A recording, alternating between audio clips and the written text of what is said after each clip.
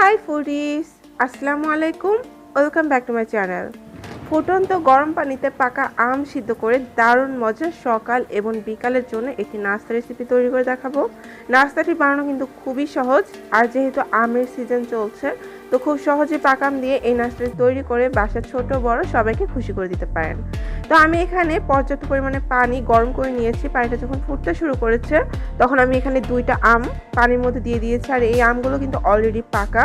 তো এই আমগুলোকে আমি 2 মিনিটের মতো সিদ্ধ করে নেব। যেহেতু আমগুলো অলরেডি পাকা তো এটা কিন্তু বেশি সময় লাগবে না, 2 মিনিটে কিন্তু এটা অনেক বেশি সফট হয়ে যাবে। আপনারা একবার হলেও এই রেসিপিটি ট্রাই করে দেখবেন। এই রেসিপিটি সত্যি এত বেশি মজার যে সবাই আপনার প্রশংসা করবে। তো আমগুলো আমি 2 মিনিটের মতো সিদ্ধ করে নিয়েছি। এখন এগুলোকে পানি ঝরিয়ে উঠিয়ে নিচ্ছি, আর তারপর আমগুলোর খোসাটা ছিলে এগুলোকে ব্লেন্ডারের সাহায্যে ব্লেন্ড করে নেবো, অথবা হাতের সাহায্যে ম্যাশ করে নিতে পারেন। অবশ্যই ভেতরের আটিটা ফেলে এটা করতে হবে। অন্যদিকে একটা মিক্সিং বোলের মধ্যে চালনি বসিয়ে দিচ্ছি শুকনো উপকরণগুলো চেলে নেওয়ার জন্য। এখানে আমি দিয়ে দিচ্ছি 1 কাপ পরিমাণ শুকনা চালের গুঁড়া, দিয়ে দিচ্ছি 1 কাপ পরিমাণ ময়দা। ময়দার পরিবর্তে আপনারা চাইলে এখানে গমের আটাটাও ব্যবহার করতে পারেন। দিয়ে দিচ্ছি স্বাদ মতো সামান্য পরিমাণের লবণ। এখন সমস্ত শুকনো উপকরণগুলো একসাথে চেলে নিচ্ছি। চেলে নেওয়া হয়ে গেছে। এখন আমি এখানে দিয়ে দিচ্ছি 1/2 কাপ পরিমাণ চিনি। চিনিটা অ্যাড করবেন আপনাদের আমটা কতটা পাকা সেটার উপর নির্ভর করে। এখন সব কিছু আমি একসাথে একটু মিশিয়ে নিচ্ছি। মিশিয়ে নেওয়া হয়ে গেলে আমরা যে আমটা ম্যাশ করে রেখেছিলাম সেটা দিয়ে দিচ্ছি। আর এখানে আমার আমটা কিন্তু 1 কাপ হয়েছে। আমি হাতের সাহায্যে এটাকে ম্যাশ করে নিয়েছি, কারণ এটা কিন্তু অনেক বেশি সফট। তো হাতের সাহায্যে আমি সুন্দরভাবে ম্যাশ করে নিয়েছি। এখন সব কিছু একসাথে খুব ভালোভাবে মিশিয়ে ঘন একটা ব্যাটার তৈরি করে নিতে হবে। ব্যাটারটা তৈরি করার সময় যদি মনে হয় যে এটা বেশি ঘন, তাহলে কিন্তু আপনারা কিছুটা পরিমাণ দুধ অথবা পানি অ্যাড করতে পারেন। তো আমার আমের পিউরি দিয়েই কিন্তু ব্যাটারটা হয়ে গিয়েছে, আর এটাকে কিন্তু আমি বেশ সময় নিয়ে একটু ফেটিয়ে নিয়েছি যাতে করে ভিতরে কিছুটা লাম্পস ক্রিয়েট হয়। এরপর আমি এটাকে কিন্তু রেস্টে রাখার কোনো প্রয়োজন নেই।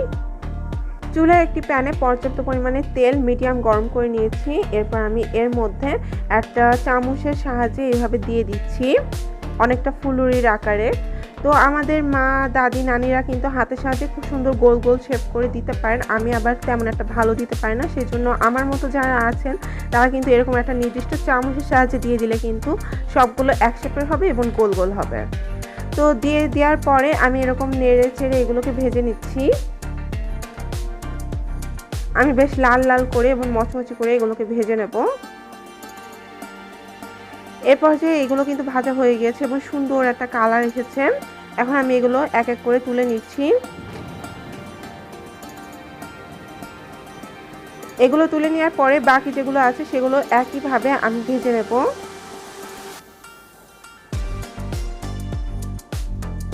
সবগুলো ভেজে নেওয়ার পরে এই তো আমার তৈরি হয়ে গেল আমের ফুলুরি বা পাকা আমের বড়া, যেটাই বলুন না কেন।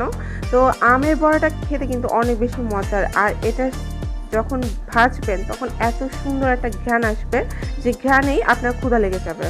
এগুলো কিন্তু দেখতে অনেক সুন্দর হয়েছে আর খেতেও অনেক বেশি সফট এবং মজাদার হয়েছে। আশা করছি আমার আজকের রেসিপিটি আপনাদের ভালো লেগেছে। ভালো লেগে থাকলে অবশ্যই ভিডিওটিতে একটা লাইক দেবেন এবং চ্যানেলটি সাবস্ক্রাইব করতে ভুলবেন না। একবার হলেও এই রেসিপিটি অবশ্যই বাসায় ট্রাই করবেন, আমি আবারও বলছি। আর আপনাদের মতামত কমেন্ট বক্সে আমাকে জানাবেন। আজ তাহলে এখানেই বিদায় নিচ্ছি। আল্লাহ হাফেজ।